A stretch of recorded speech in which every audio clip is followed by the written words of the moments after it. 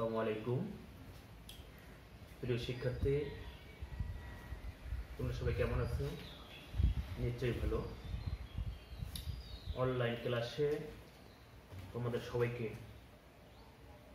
শুভেচ্ছা এবং স্বাগত। আজকে আমরা রাষ্ট্রবিজ্ঞানের লোকপ্রশাসন পরিচিতি এই পাঠটার একটি অংশ নিয়ে আলোচনা করব। আর আলোচনা করার জন্য আমি তোমাদের সাথে থাকব মোহাম্মদ হাবিবুর রহমান, প্রভাষক, রাষ্ট্রবিজ্ঞান বিভাগ, রংপুর মডেল কলেজ, রংপুর। তো আজকে আমরা যেটা বিষয় নিয়ে আলোচনা করব সেটা হচ্ছে প্রশাসন কি, অর্থাৎ প্রশাসন কাকে বলে, বা এটা যদি আমরা অন্যভাবে বলি প্রশাসনের সংজ্ঞা দাও। এবং আরেকটি বিষয় যেটা নিয়ে আমরা আলোচনা করব সেটা হচ্ছে পিওএসডি সিওআরবি এ সংক্ষিপ্ত ব্যাখ্যা কি। শুরুতেই আমরা রাষ্ট্রবিজ্ঞানের উৎপত্তি নিয়ে একটু আলোচনা করি। রাষ্ট্রবিজ্ঞান অতি একটা তরুণ শাখা হিসেবে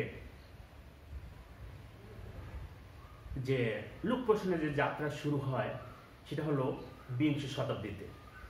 আমি আবার সুন্দর করে বলি, রাষ্ট্রবিজ্ঞানের অতি একটা তরুণ শাখা হিসেবে লোক প্রশাসন পাঠের যাত্রা শুরু হয় বিংশ শতাব্দীতে।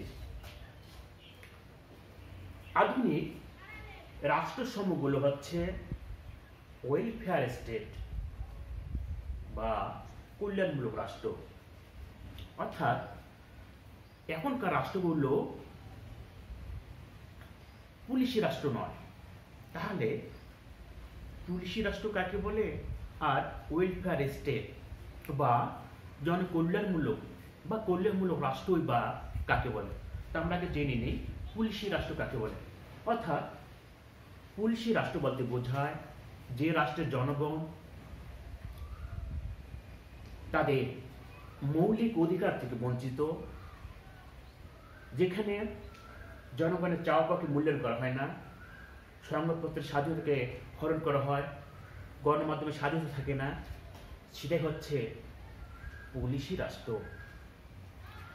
অপরদিকে ওয়েলফেয়ার স্টেট বা কল্যাণমূলক রাষ্ট্র কি?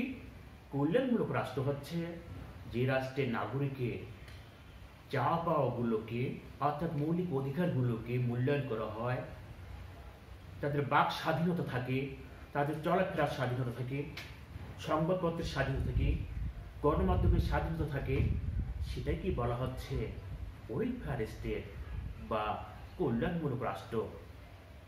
তবে আধুনিক রাষ্ট্রসমূহের কর্মকাণ্ড যেমন দিন দিন বৃদ্ধি পাচ্ছে,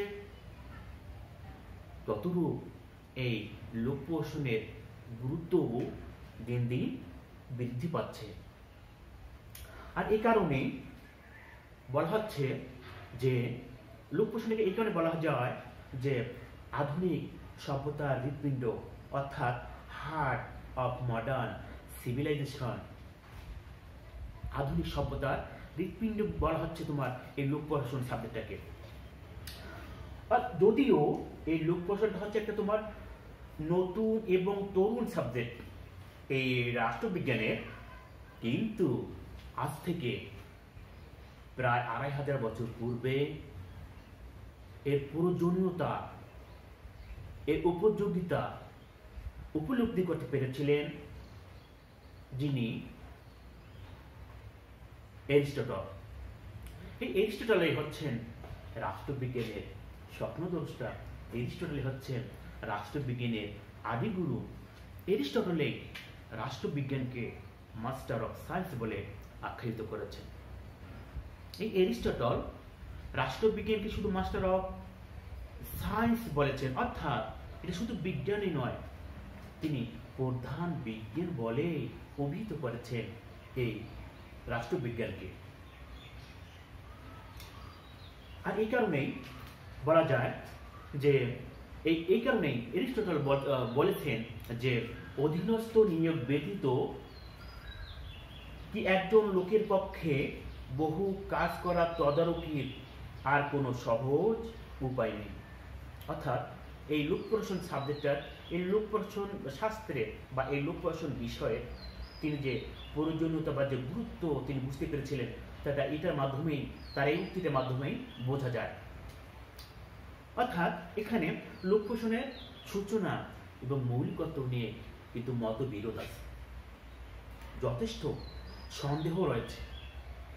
তবে কেউ কেউ বলেন যে এই শাস্ত্রের, এই লোক প্রশাসন পাঠের, এই লোক প্রশাসন বিষয়ের যিনি সূচনাকারী তিনি হলেন মার্কিন যুক্তরাষ্ট্রের প্রেসিডেন্ট উড্রো উইলসন। তার বিখ্যাত গ্রন্থ দ্য স্টাডি অফ অ্যাডমিনিস্ট্রেশন, অর্থাৎ এই গ্রন্থের মাধ্যমে তিনি লোক প্রশাসনের যে তিনি বিশদ আলোচনা করেছেন তার এই বিখ্যাত গ্রন্থ। আবার কারো কারো মতে যে উড্রো উইলসন লোক প্রশাসনের জনক নয়, বা তার হাত ধরেই লোক প্রশাসন যাত্রা শুরু করেনি। তাহলে কারা ধরে এটা যাত্রা শুরু করেছিল? অর্থাৎ তিনি হলেন যে গুডনো, তিনি হলেন লোক প্রশাসনের প্রথম সূচনাকারী। তবে এটা নিয়েও আবার যথেষ্ট সন্দিহান রয়েছে। এটা যে গুডনোকে কেউ মানতে রাজি নয়। আবার অনেকে বলেন যে যে এই গুডনো এটা রাষ্ট্র অর্থাৎ লোক প্রশাসনের জনক নয় বা ইনি সূচনাকারী নয়। অনেকে বলতেছেন হলো যে লোক প্রশাসনের সূচনাকারী হলো এল.ডি. হোয়াইট। তিনি সর্বপ্রথম লোক প্রশাসন সংক্রান্ত সবচেয়ে একটা আধুনিক গ্রন্থ রচনা করেছিলেন এই এল.ডি. হোয়াইট, যে পাঠটা যেটা 1900 সালে প্রকাশিত হয়। তবে আধুনিক লোক প্রশাসনের যিনি জনক তিনি হচ্ছেন এল.ডি. হোয়াইট। প্রিয় শিক্ষার্থী, এখন আমরা জানব যে প্রশাসন কাকে বলে, অর্থাৎ প্রশাসন কি, আমরা একটু সাধারণ সংজ্ঞা জেনে নিই। সাধারণত প্রশাসন বলতে যে সাধারণ উদ্দেশ্য সাধনের জন্য পারস্পরিক সহযোগিতার ভিত্তিতে একদল ব্যক্তি বা তোমার ব্যক্তিবর্গের কার্যাবলী, সেটাকে বলা হচ্ছে তোমার প্রশাসন। আর এই প্রশাসনটাকে ইংরেজিতে বলা হচ্ছে অ্যাডমিনিস্ট্রেশন। তবে এই প্রশাসনের বা অ্যাডমিনিস্ট্রেশন এই শব্দটার উৎপত্তি কি বা এটার শাব্দিকগত অর্থ কি, আমরা এখন সেটা বিষয়ে এখন জেনে নেব। প্রিয় শিক্ষার্থী, অর্থাৎ এই প্রশাসনের বলা হচ্ছে যে ইংরেজি শব্দ হচ্ছে অ্যাডমিনিস্ট্রেশন, অর্থাৎ ADMINISTRATION। প্রশাসনের ইংরেজি পূর্তি শব্দ হচ্ছে অ্যাডমিনিস্ট্রেশন। এই অ্যাডমিনিস্ট্রেশন শব্দটি যেটা বলা হচ্ছে তোমার, এটা উদ্ভব ঘটতে হচ্ছে ল্যাটিন শব্দ থেকে। অর্থাৎ এই ল্যাটিন শব্দ থেকে এই অ্যাডমিনিস্ট্রেশন শব্দের উৎপত্তি। অর্থাৎ এখানে বলা হচ্ছে যে ল্যাটিন শব্দ অ্যাড এবং অন্য একটা শব্দ হচ্ছে তোমার এগুলো হচ্ছে মিনিস্টার, অর্থাৎ MINISTIARE। অর্থাৎ অ্যাড এবং মিনিস্টার এই দুটি শব্দ থেকে তোমার অ্যাডমিনিস্ট্রেশন শব্দটার উৎপত্তি।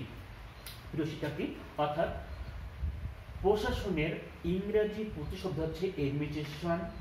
এই অ্যাডমিনিস্ট্রেশন এটা হচ্ছে তোমার ল্যাটিন শব্দ অ্যাড এবং মিনিস্টার থেকে উৎপত্তি। এটা মানে হলো অ্যাড মানে হচ্ছে তোমার সেবা করা, আর মিনিস্টার মানে হচ্ছে তোমার বলা হচ্ছে এখানে ব্যবস্থাপনা করা। সুতরাং অ্যাডমিনিস্ট্রেশন শব্দটার মানে হচ্ছে অ্যাডমিনিস্ট্রেশন, অর্থাৎ এই প্রশাসন শব্দটার পুরো মানে হচ্ছে কাজের ব্যবস্থাপনা করা, অর্থাৎ সেবা করা, টু সার্ভ। অর্থাৎ সেবা করা, ম্যানেজ মানে হচ্ছে ব্যবস্থাপনা, অর্থাৎ তার মানে হলো এই প্রশ্নটা মানে হচ্ছে তোমার যে কোনো ধরনের সেবা করা বা যে কোনো প্রকারের ব্যবস্থাপনা করা বা বলা হচ্ছে যে কোনো প্রকারের হচ্ছে তোমার জনগণের সার্বিক কল্যাণ নিশ্চিত করা, সেটাকে বলা হচ্ছে তোমার অ্যাডমিনিস্ট্রেশন বা প্রশাসন।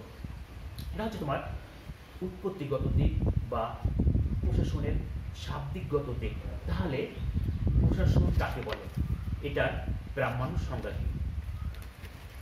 প্রিয় শিক্ষার্থী, আমি শুরুতেই বলেছি যে প্রশাসনের সূচনা এবং এর মৌলিকত্ব নিয়ে যেমন মতবিরোধ রয়েছে বা তোমার সন্দিহান রয়েছে, আর এই কারণে এই প্রশাসনের সংজ্ঞাটা নিয়েও এখানে তোমার মতবিরোধ রয়েছে।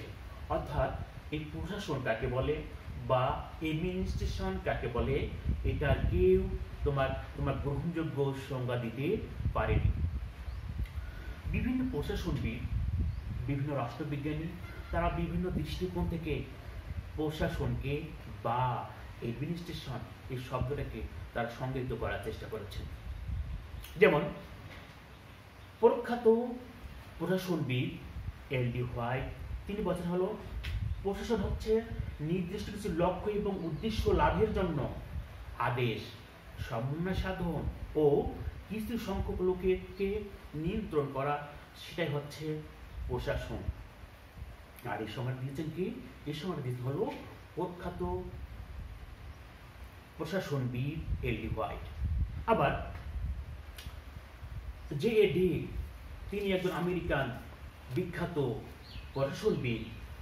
জে.এ. ডিকের মতো বলতে হলো প্রশাসন হচ্ছে সুচিন্তিত উদ্দেশ্য অর্জনের জন্য গৃহীত সুনির্দিষ্ট যে কার্যপদ্ধতি, সেটাই হচ্ছে প্রশাসন।